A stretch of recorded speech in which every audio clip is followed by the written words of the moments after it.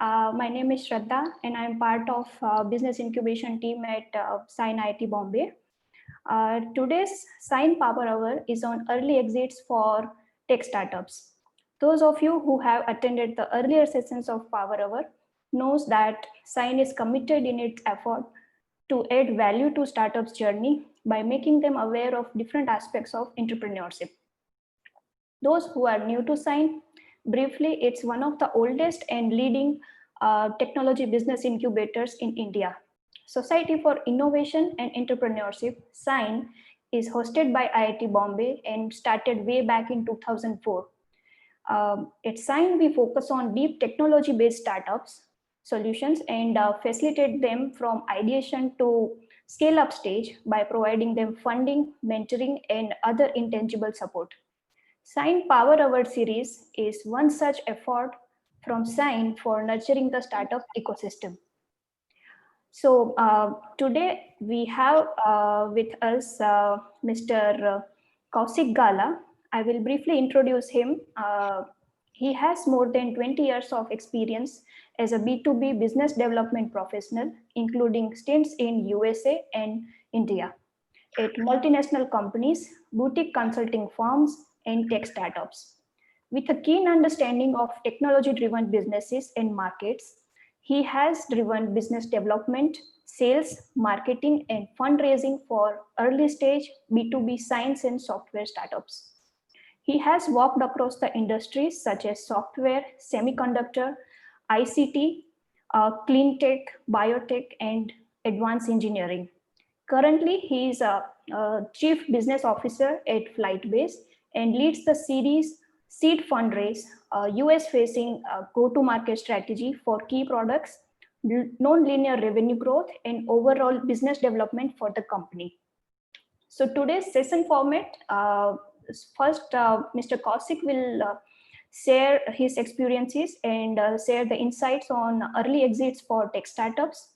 This will be followed by 15 minutes of question and answer with the audience. During the session, you can put your queries in the Q&A panel, which is towards the bottom right of your screen. And my colleague, Dr. Pranita, will coordinate during the question answer session, and it will facilitate the process. So without much delay, I welcome Mr. Kausik Gala, and over to you, sir. Thank you. Thank you, Shraddha. Am I audible? Yes. Okay. If I can please share my screen. Yes, sir. Please do that. I think, yeah.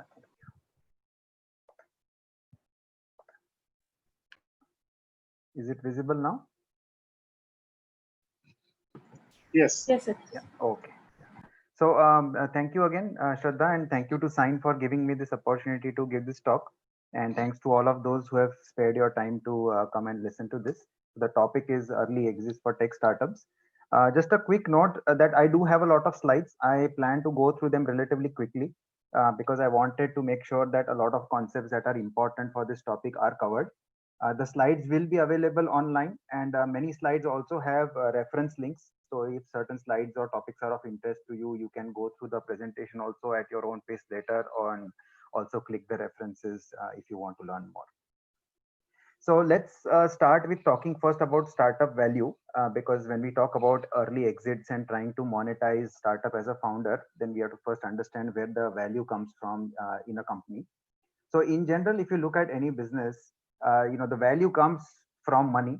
And if you have a very mature business, like let's say a bank that is listed on the stock exchange, then the value comes from the dividends that we get.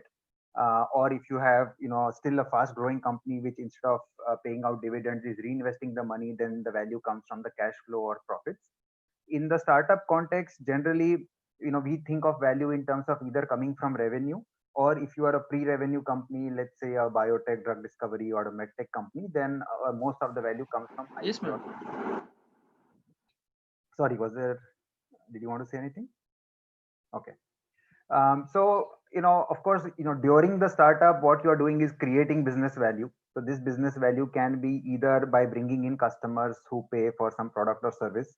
It could be by signing up partners who allow us to find customers as a founder or help us with our deployments or supporting our customers. It could be from an investor who brings in the capital so that we can invest in product development and go to market. And finally, it could be an acquirer who, of course, creates value for the shareholders by buying out the company. And again, in the startup context, generally the value is realized through IPOs. Of course, everybody wants their startup to become a unicorn, or through mergers and acquisitions. In some cases, there is another investor who ends up buying the entire company from the founders and other investors. So for example, like a private equity company. But today we will talk about early exits. Of course, it is also a type of acquisition, but we will see what is different about an early exit. And no matter what you do as a startup, finally you have to have risk capital so that you can go through the various milestones like doing R&D and doing proof of concepts and then taking something into production and scaling it and so on. And risk capital can come in various forms. We will focus a little bit first on venture capital because that is primary source of risk capital besides angel investments. And the idea is to understand the odds. So as a founder, one of the most important things you can do is understand what are the probabilities or what are the odds for a given startup in a sector. What are the odds for raising money? What are the odds for hitting certain revenue targets, or what are the odds for exiting the company, right? So if you think in terms of distribution, right, if you were to plot people's wealth across the world on a curve, then it would look something like on the left hand side, power law, right? Because if there will be a few people who are very, very rich, like say Jeff Bezos or Mukesh Ambani, who have hundreds of billions of dollars of wealth, and there will be hundreds of millions of people who are very poor, right? So it looks like a power law. But if you plotted the height of the same people, then it will look like a normal distribution, right? So even Bill Gates and Jeff Bezos will also be around the average height, and there'll be some people who are short and some people who are tall. So why this is important is because if we look at startups and what startups aspire to become, and of course, finally, it's about revenue.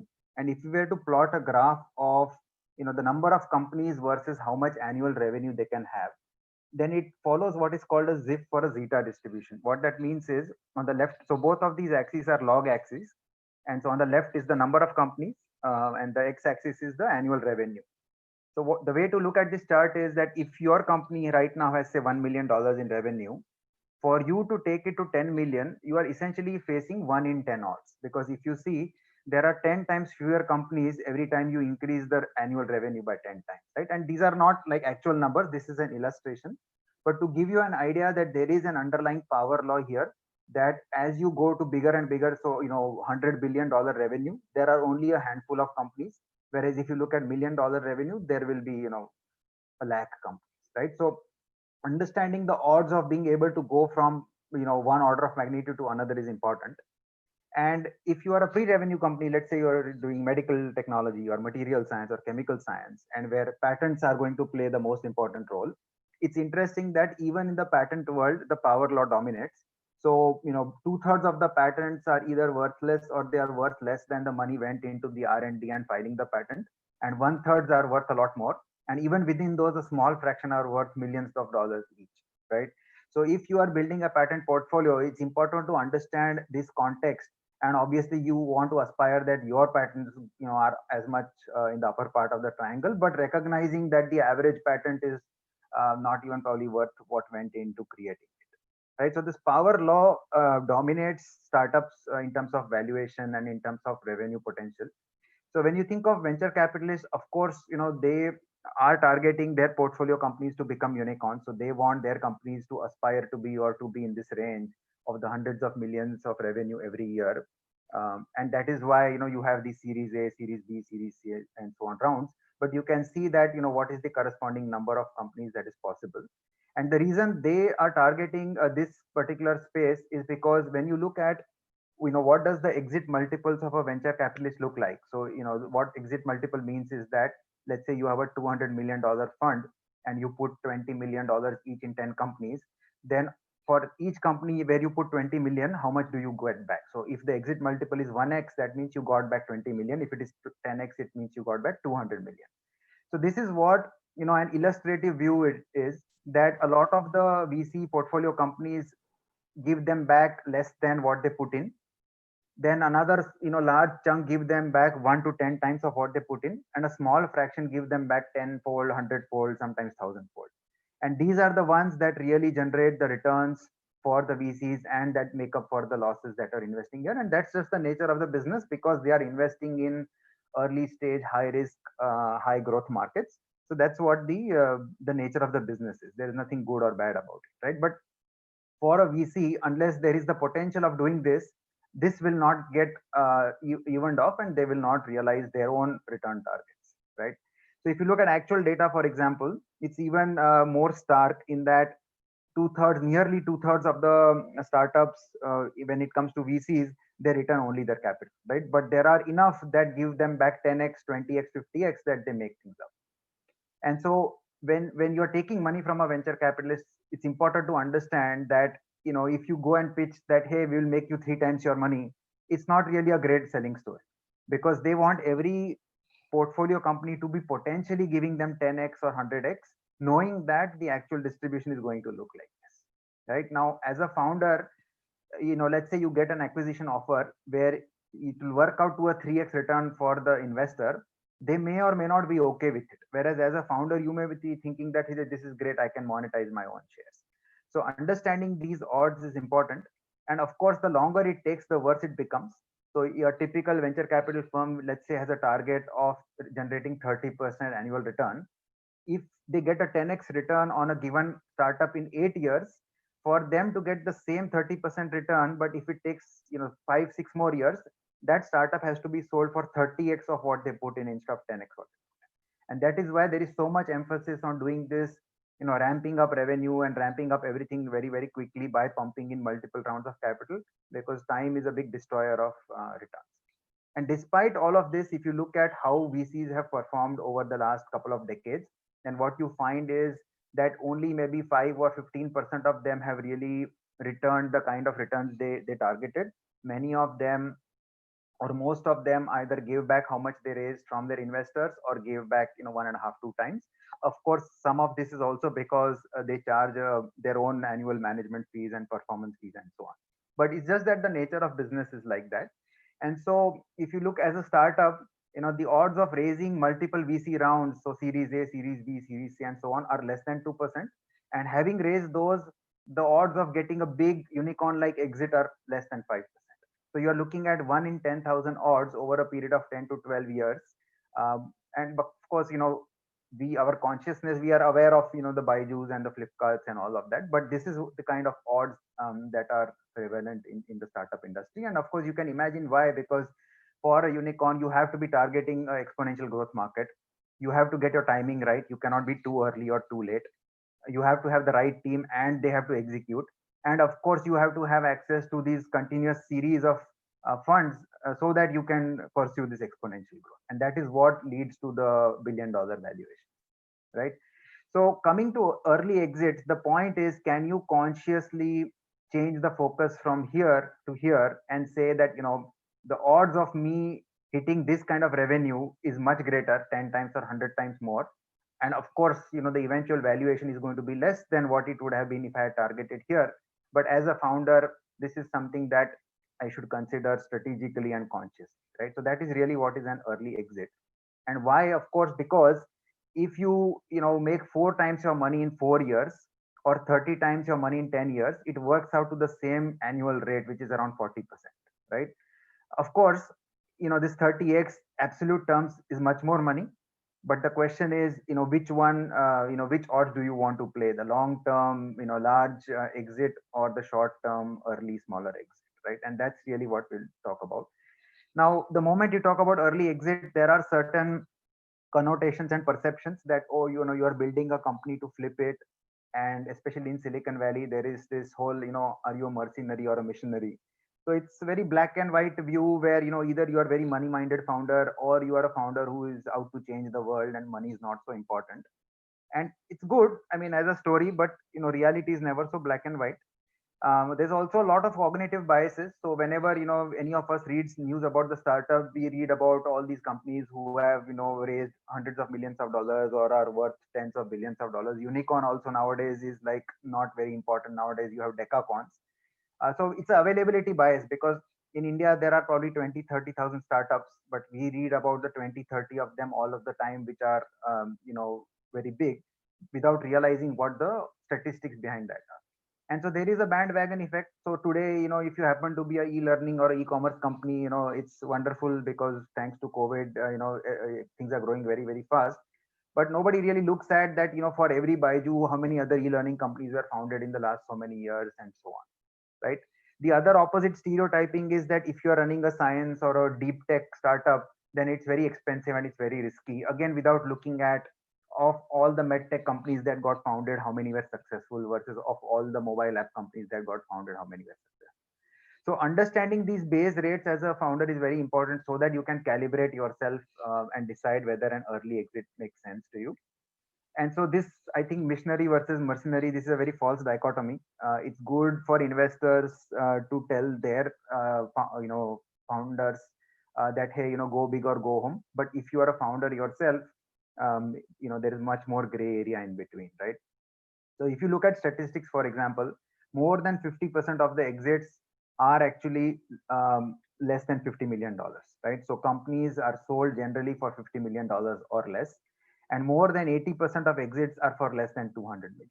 But what we hear about are generally these 4% or less. These are the unicorns, decacorns that we hear about, whereas 96% lie here and 80% lie here. So this is what I mean by an early exit in terms of valuation, right? Again, in terms of how many rounds they raise, if you look, more than 60% companies that have seen exits have raised Series A or less. They have not gone to Series B. Similarly, if you look at the last 10 years, the number of exits every year has gone from around 2000 10 years ago to over 4,000 now. And so across the world, there have been more than 22,000 exits. Of course, most of them are in the US and Europe. But what is important to note here is that the average value of the exit is around 50 million and the median is around 100 million. And when you plot the data for all these exits, again, you can see the power law where, half of the companies, the exit multiple was less than one of what money went in. And then some of them were more than 100x. And this, if you see this bump above the power law, this is really what the early exits is, that disproportionately higher probability of getting a multiple where the founders do well. Whether the investors get a good return or not is a different question. So again, more data, we don't hear about these deals, but companies are being bought all the time for 10 million, 20 million, 30 million. Google, Cisco, these are companies known to do this a lot. If you look at what these companies have raised, you see interesting things where there is a bump around 2 million. So you can immediately correlate that if you're a seed funded company, then there is a good chance of an early exit around the 15 million valuation. Or if you go on to raise Series A, then there is a good chance of exiting around 30 million. And it's interesting that between seed and Series A, there is actually a dip, right? So this points to what is a good time to think of an early exit, either raising seed or raising Series A. And in terms of timing, statistics shows that generally 5 years is the sweet spot where a lot of exits happen in this 30 million or sub 30 million range. So the point is, reality is that there are a lot of exits. If you consciously choose to do one, there are a lot of benefits as a founder. The biggest one being that you can handle the burnout, because by the time you raise Series A, chances are you are several years into it. You can, probably you are facing financial stress, physical stress, mental stress. So it's a way to deal with that. And by having cash in the bank, not only do you have capital for starting the second company, but you also now have been there, done that. You know what it takes to build a company, sell a company. So it's easier the next time around.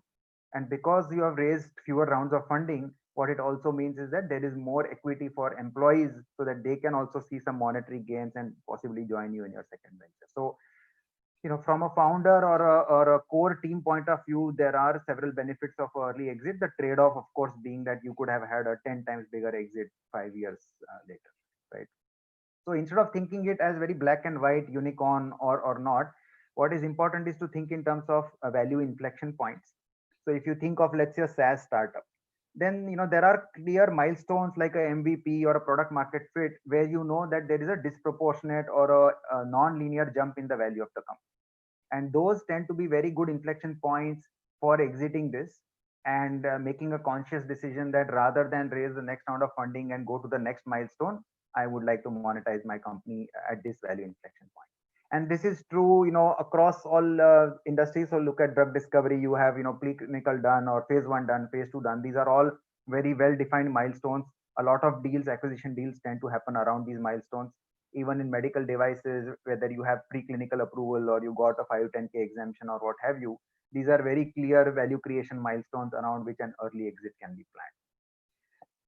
So in general, the idea is that, technology world is driven by S curves, and what you want to do is when you are, along starting on this exponential growth, that is really where you want to get your exit.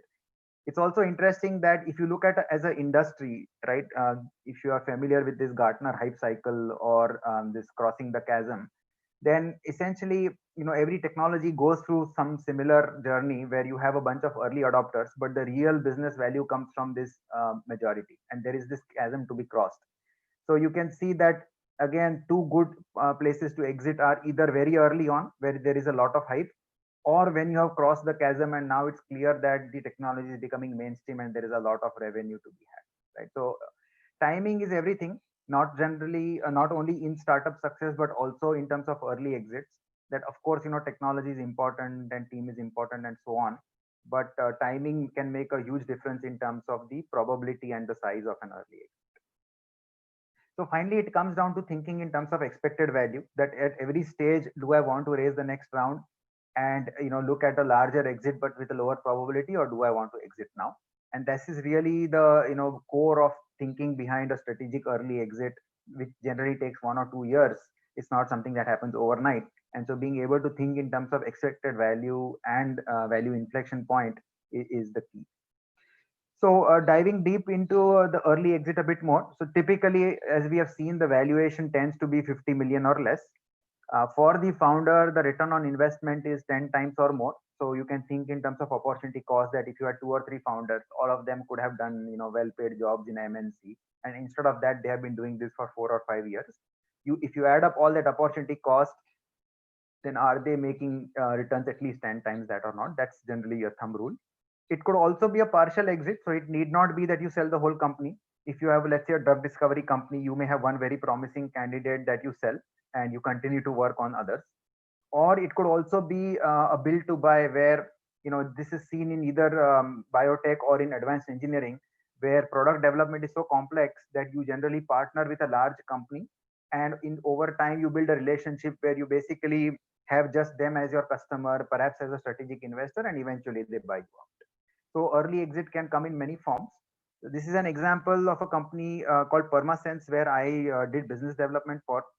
So very interesting company. It was based on a technology from Imperial College London for corrosion detection in oil refineries. And their journey was very interesting, because first they worked very closely with British Petroleum for several years. Because of course, for them to test their corrosion monitoring sensor, they had to have access to oil refinery, which is very, very difficult, as you can imagine. So BP gave them that flexibility. BP even was a strategic investor. And when this was proven out and they sold this product to many other refineries, that is when they were bought out by Emerson. The amount is not public, but it was of the order of 50 million. So a wonderful example of an early exit where all the stakeholders realized value, and the whole journey was less than 6 years. Another example, this I've read about, is an Indian startup called Curadev Pharma. You may have heard of it. It's from IIT Kanpur, and they are a drug discovery company. So their first licensing deal was for $555 million with Roche for one of their candidates. And of course, not all of that money is paid upfront. A small fraction is. The rest all comes through milestones as that candidate goes through these different phases in the form of milestone fees and royalties. So upfront, they got around 25 million out of the 555 million. These are called bio dollars, because everybody in the industry knows that the remaining 530 million, it's subject to a lot of uncertainties and risks and so on. And in general, it has been found that only about 1/3 of those fees pan out. But to me, this is also an early exit, because the company got 25 million upfront in cash.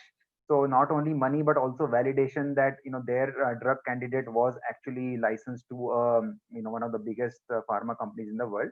And of course, they now have recently announced another $350 million deal with another company for a second candidate. So it's not that if you have a platform company or if you have a drug discovery platform with multiple candidates, you have to sell, the crown jewels.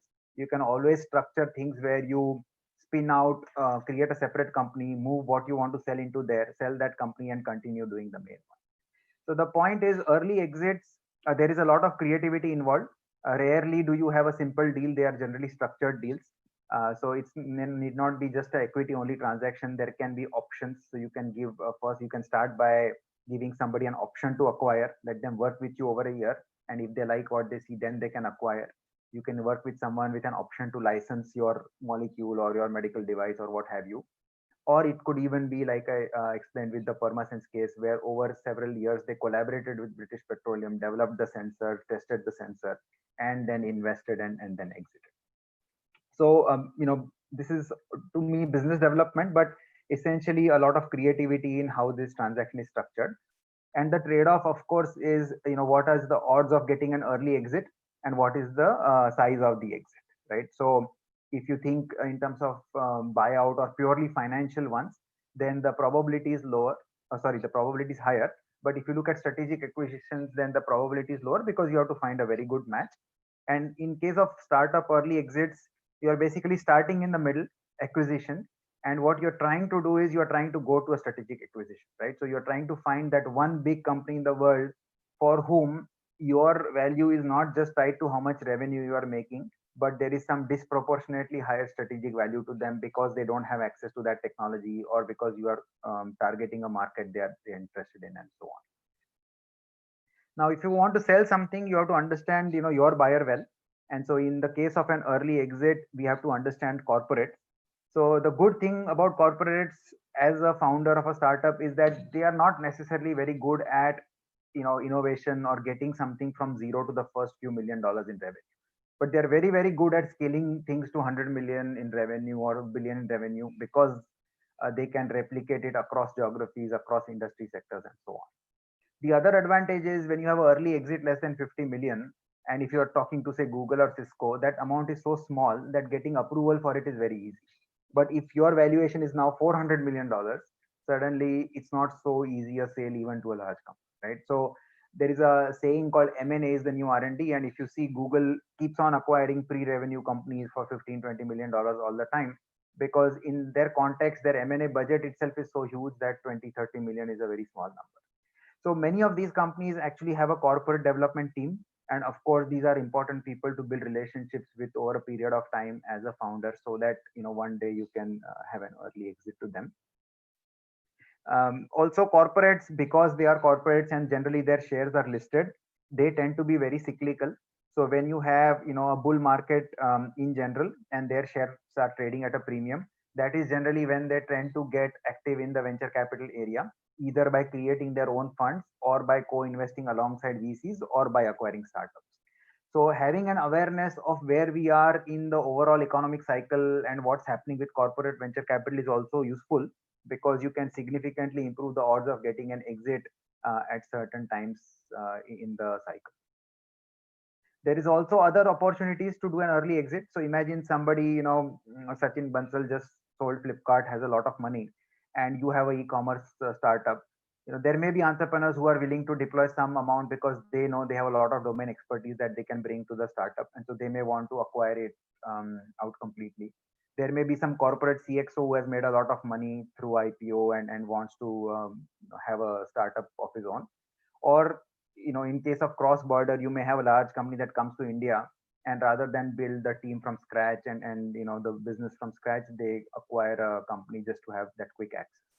So exploring all of these opportunities is part of the exit process. But no matter what, it's important to understand what is it that is attracting the buyer. So for example, is it some very hot technology like AI or autonomous vehicles, where a large company has not invested in it and is now desperate because all their competitors are ahead of them? Is it that there is some new CEO at the helm of a large company and he's talking about innovation and he's open to inorganic acquisitions? There are times when large VCs consolidate their portfolios. So that may be an opportunity to get sold to one of their portfolio companies who has a lot of cash, but it is not growing. It could be where a startup is planning to go IPO. So they are big but there is a gap in their product portfolio, and your company nicely fills that gap. So by buying your company before the IPO, they can themselves get a better valuation in the IPO. And then of course there is the acqui-hires where you get bought out for your team. So understanding what is the hook that you can have when you're talking to these potential buyers is very important. So exit process itself, first of course you're a bit careful about who you talk about it to, because it should not send a wrong signal that you're facing stress and you want to liquidate. Rather it's something that is strategic decision. So being careful about how it is discussed openly or not, and making sure that the counterparties are not aware, because the moment somebody understands that if they delay things then they can get a discount, that's a very bad negotiating position. But nevertheless, what's important is to of course align incentives for everybody involved, so whether it is the investors or the board of directors or the employees. And as we saw earlier, investors may not always be aligned with what the founders want, so having that clarity upfront before spending a year on this process is very important. When it comes to employees, there's an equity effect that is observed, that even if you have 100 shares, let's say, as an employee, psychologically when you have two-thirds of them, your motivation levels decrease, because you know that if the startup is going to do well, I will do fine, and if the startup is going to go bust, whether I own two-thirds or all doesn't matter. And so the standard vesting of course is over 4 years, 25% a year and so on. But there are people who have looked at other vesting structures, especially when you're very clear that you want to do an early exit, where you say that 50% of the shares will vest over a 3-year period, but the remaining 50% will vest only when there is a sale of the company. So you can imagine what this second last bullet does. It aligns everybody's interest to make sure that the company is sold. But this is a bit extreme. I mean, it's not very commonly seen. It's just some people have experimented with this kind of vesting where employees play an important role. It's a very long process. There are a lot of things involved, from designing the strategy to finding who might be potential buyer, and then getting them to a negotiating stage and so on.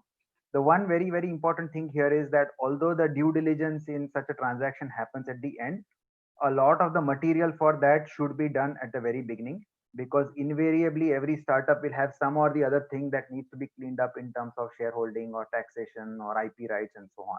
And this is absolutely worst time to start fixing those problems. So before you even start talking to anybody, all the material has to be ready for due diligence, so that when you have somebody across the table to negotiate, at least this does not become a deal breaker. There are tools available, but again, it's a very case by case thing. So some people have attempted to put together some tools like this exit canvas, but really every startup is unique when it comes to early exit. So it is something that you have to figure out on your own. The most important thing of course is to anticipate and to strategize. So you will see the word strategy is repeated all the time, because that's what really it is. You are trying to think 2 years ahead, that who will buy your company 2 years from now and why, and how can I start building relationships with them so that 2 years from now they will buy my company out. So it is a sale. It is a B2B sale, but it's a very strategic sale, because it involves valuation first of all. So you have to understand really your market very, very well. You have to understand who the key players are, who has the money to pay you for your company, and you have to build a model so that you can defend why you are asking for a certain valuation.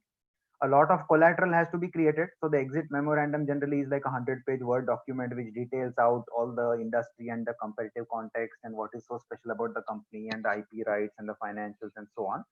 You also need the due diligence pack to make sure that if a buyer is interested, the documentation is not going to trip things up.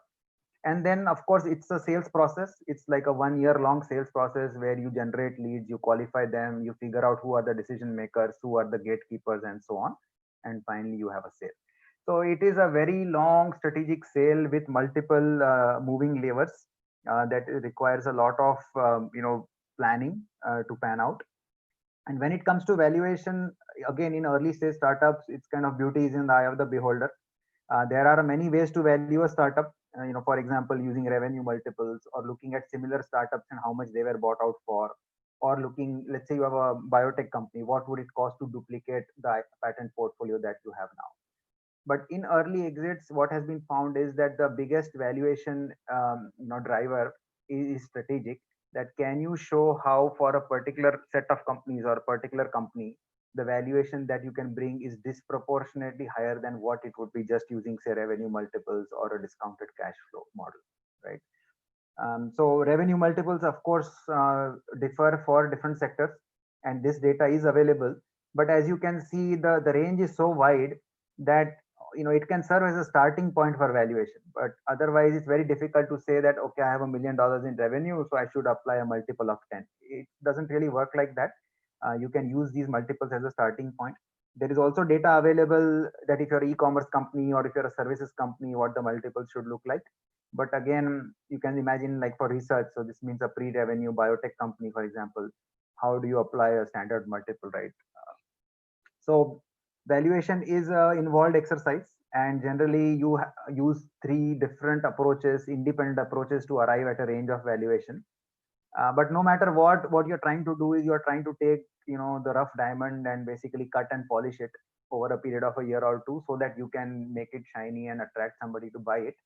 And the biggest drivers, of course, are how fast is your revenue growing, what does your margin look like, how predictable and diverse is your revenue. So is it very lumpy? Do you get like one big contract randomly in a year, or do you get a steady stream every month? Is 80% of your revenue coming just from one customer? Then that's a big risk, obviously. Or is it nicely spread across dozens of customers? How strong is the team and the IP portfolio? This process is a big thing. So imagine you are a corporate trying to acquire a startup.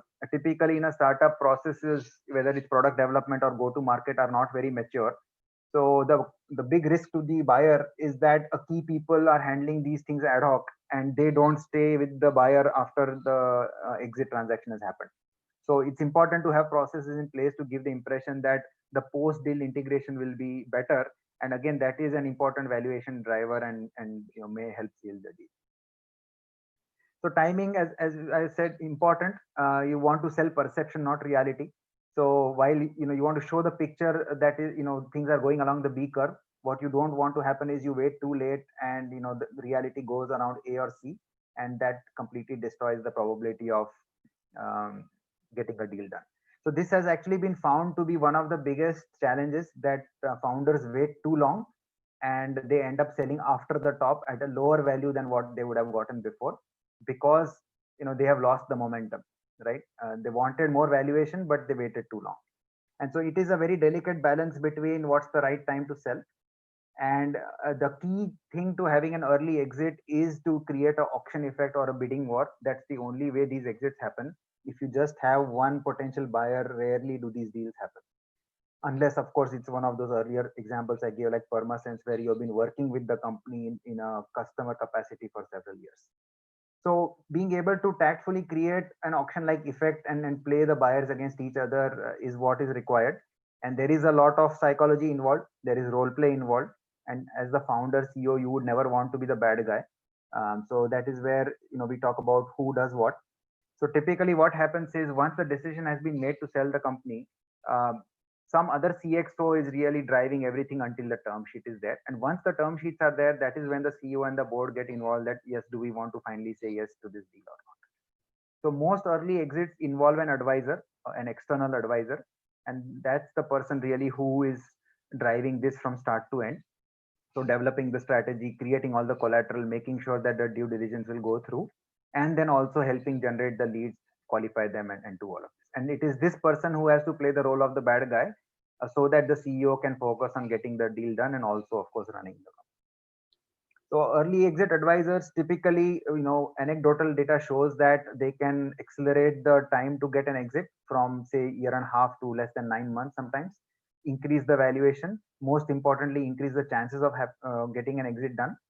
And the price to pay for that is generally 5 to 6% of the deal value, between a fixed upfront fee and then various fees tied to success, like a milestone or a term sheet and so on.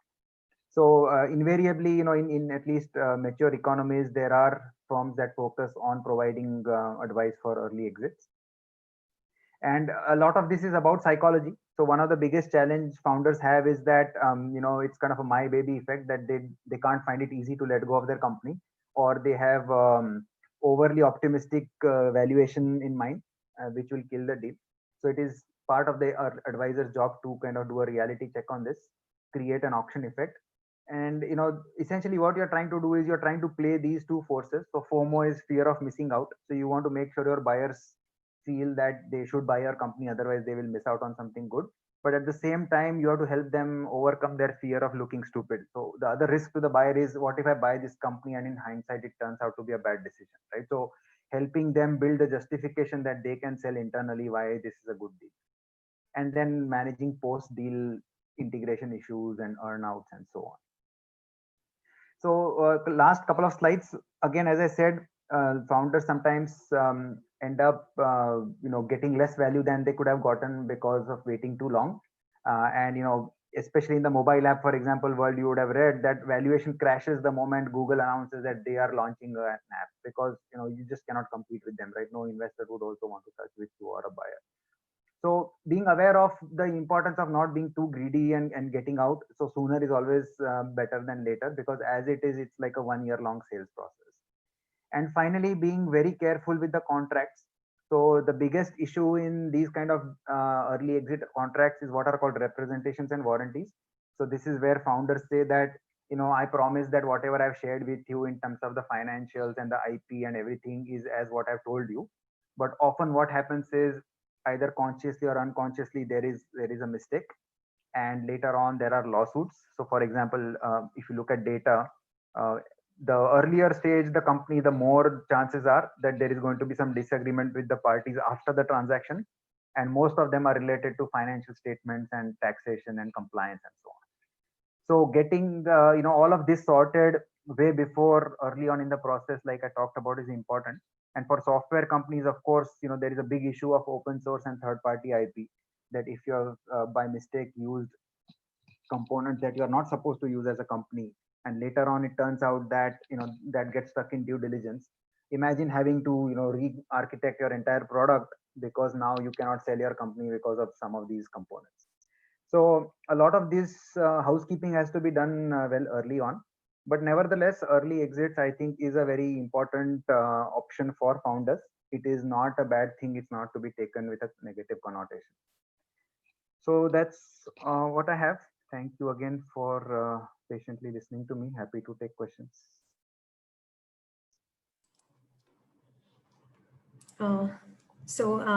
This is Pranita here, and thank you, Mr. Kaushik, for this informative session. Let's take few questions which we received during the registration process first, and later on we will go to the questions the participant which will post in the Q&A chat box. So the first question is, how do you value early stage biotech startups? Yeah.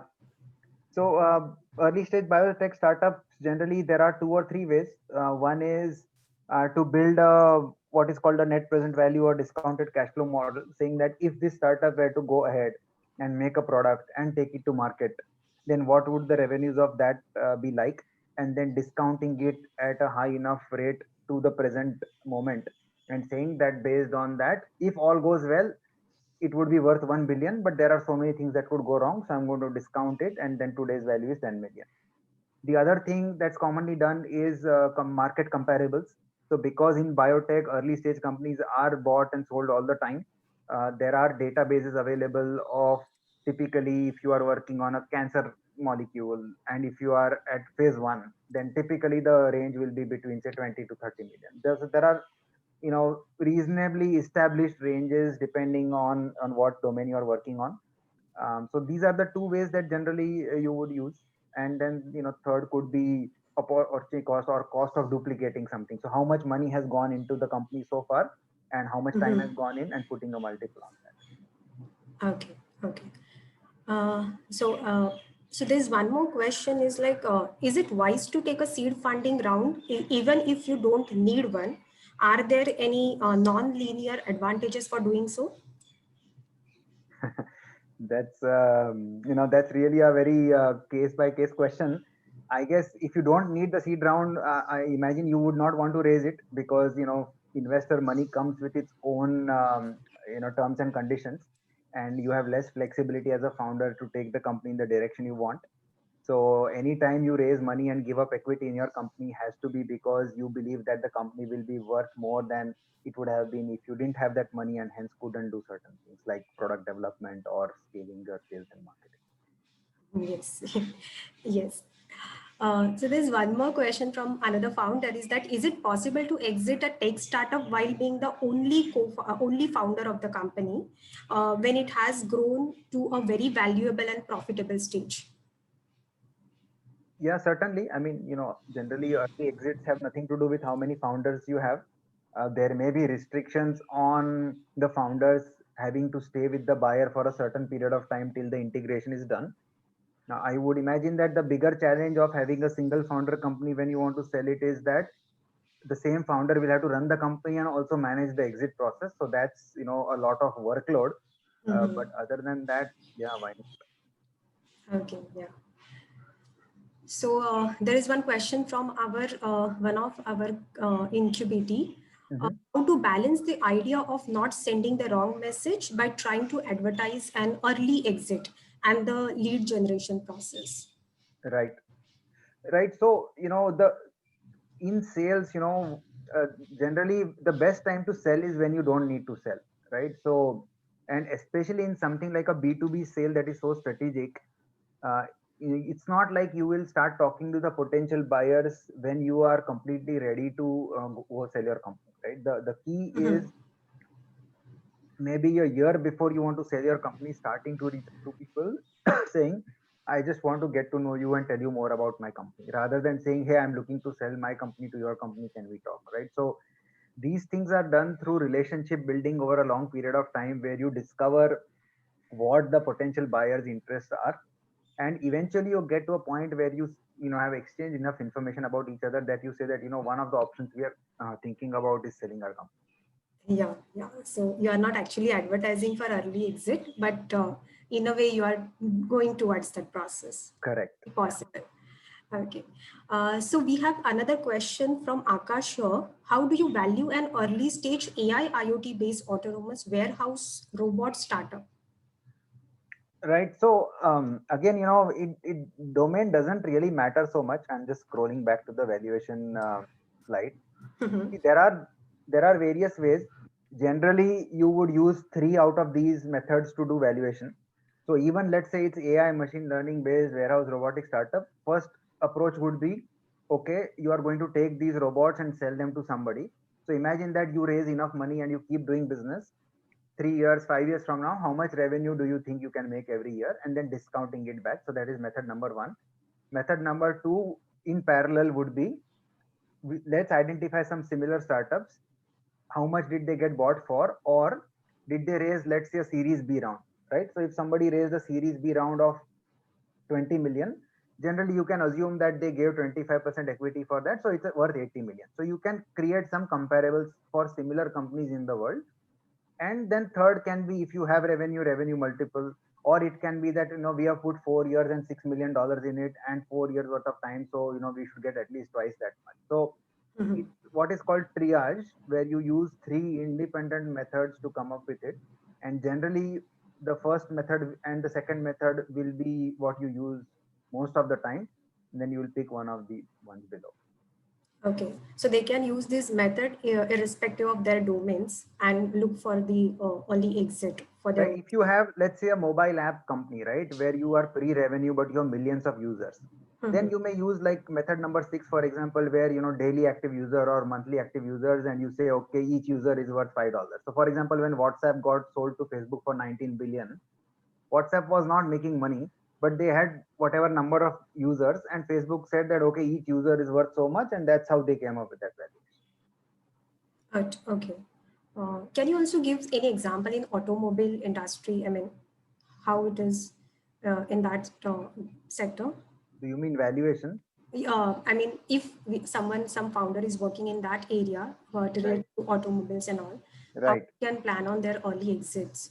Right. So what I would suggest is, if you see this first bullet here under valuation, right? Whether you are in auto industry or any other industry, really being able to segment your market and understanding who are the different players in our industry, right? So it could be customers, it could be partners, and understanding who are the rich people. Means if you look at, for example, the mobile phone industry, right? You have Apple and you have many other mobile phone companies. But if you look at who is making most of the profit, it is Apple. And so if you were to want to sell your mobile phone company, the first thing that would come to your mind is Apple, because they have the money to buy.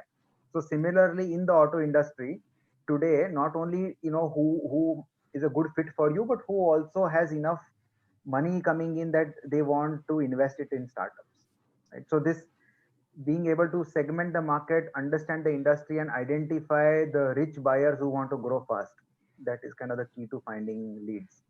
Okay. Yeah, that is very helpful. So another question from another participant, Mohammed. Mr. Mohammed, that when does a larger company acquire a smaller company that has a complementing tech stack versus when do they acquire a direct competitor? Do you want me to repeat the question? No, I got the question. I'm just trying to think. So, I mean, tech stack, it is interesting, but it's a difficult thing, because generally, most large companies have their own in-house R&D, and just for purely the tech stack, they may or may not acquire. They may acquire for the talent. So if you think of an acqui-hire, they may acquire it. If you have a good patent portfolio, they may acquire it. But when I think tech stack, and especially in the software world, it's difficult.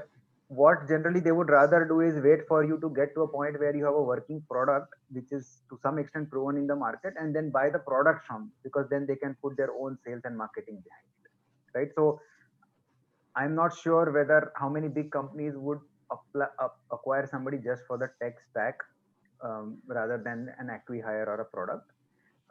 As far as a competitor goes, yeah, I mean, of course, if they anticipate that by virtue of them buying you, they can not only grow their own product more, but stop their competitors from, beating them and getting market share. That is when they would acquire a competitor, when your growth is faster, the overall market is growing very fast, and there is a risk that somebody else may buy. Okay. So another question from participant Siddharth, that it would be nice if you kindly let me know the approximately time required for early take exit for developed proof of concept trial product by preclinical trials in animals. So it is just a product which is validated at preclinical trials in animals.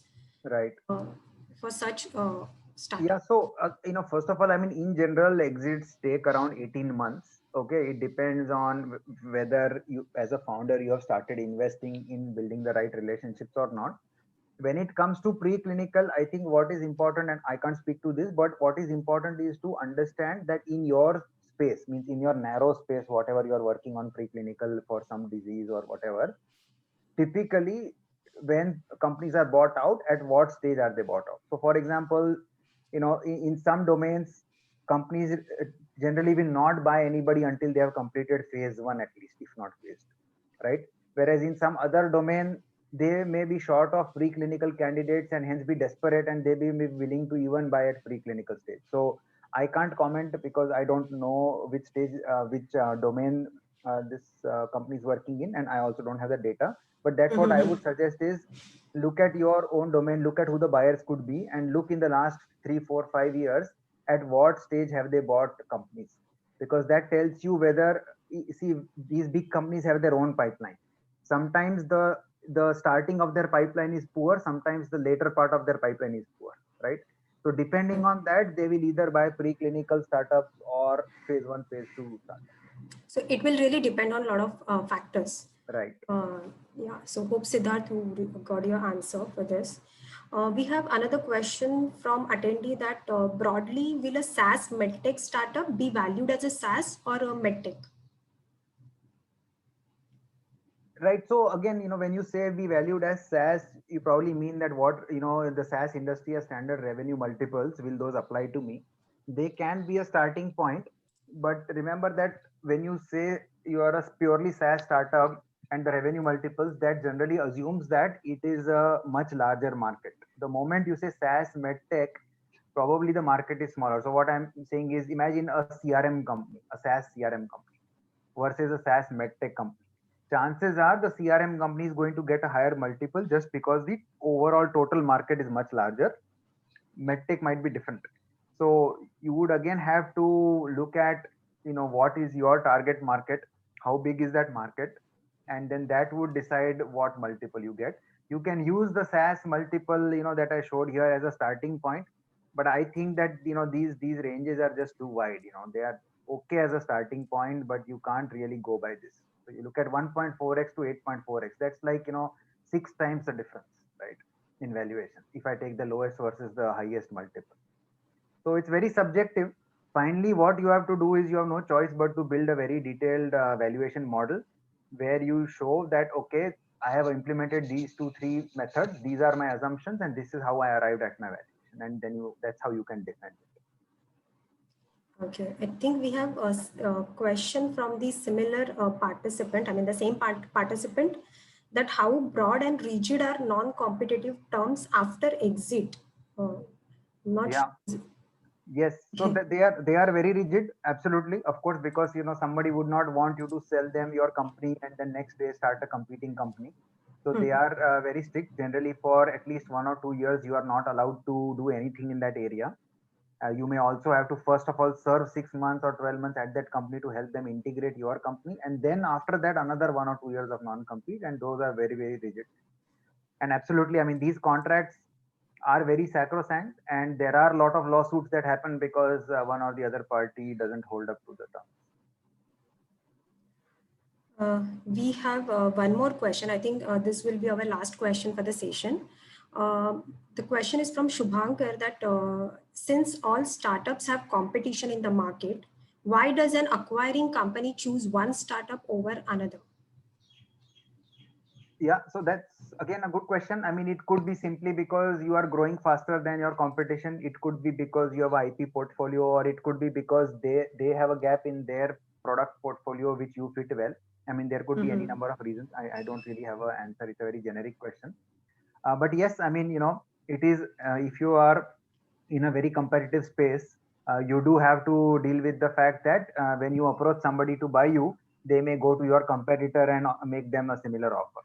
So again, when it comes to the sales process, right? When I talked about the exit memorandum, for example, right? This is the documentation that you prepare as part of trying to sell a company. This exit memorandum is where is your opportunity to highlight what is so special about your company in your field against your competitors that these buyers should buy you and not somebody else. Kaushik, can we take one more question before we? Yeah, sure. So before I forget, I just want to share that these slides are now posted online at this website. So feel free to see them, download them. That's Go ahead. great. That's great. Yeah. So question is, are there good examples of medical device startups finding early exit in recent times? And were the suitors MNCs or large Indian corporates? Yeah, that's a good question. I mean, in general, my answer is yes, across the world. In India, a couple of years ago, I had looked at this. So there were some examples, not many examples. India is not a very good M&A market. So first of all, if you are a founder in medtech space, I would strongly encourage you to look in US and in Europe because the early exit market in India is not that great. Corporates generally do not engage in buyouts. One exception to that, of course, is the Indian arms of MNCs. So if you are in a space where there are a lot of large multinational companies who now have established big offices in India, they may have a corporate development group which is looking at buying. So if you look at, again, in the technology software space, if you look at Google India, Intel India, Qualcomm India, they have reasonably active corporate development groups.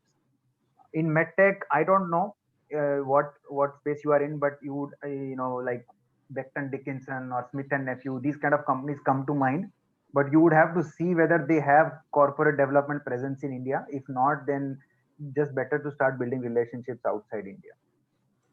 Yeah, got it. We are not taking question, but I think there is one question specifically for you, that do you offer a mentorship for early stage exit?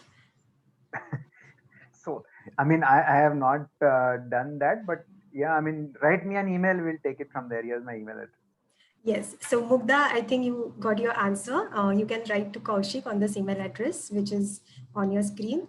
And with this, I think we'll stop. I mean, I would like to thank you. I take this opportunity to thank you, Kaushik, on behalf of Sign as well as all our participants for such a wonderful and informative session on early exit. I mean, type of early exits and the process and the timelines and all these, answering this question also provided us a lot of information on this, and definitely this will help our startups, our incubators, and the participant in this session. So thank you very much. Thank you very much for taking out your time for this. Thank you so much to Sign for giving me a chance, and thanks for everybody for attending, taking an hour of your time to listen. Thank you so much. Yeah, I also would like to thank our participants, for joining this session. We are receiving a overwhelming response from you guys, and please stay tuned for our Power Hour series session. Please keep visiting our website for more details about Sign and the other programs, funding opportunities for using even lab infrastructure. So please keep visiting Sign, and thank you for attending this session. And with this, I think we can stop here, and have a wonderful weekend, everyone. Thank you. Bye. Thank you.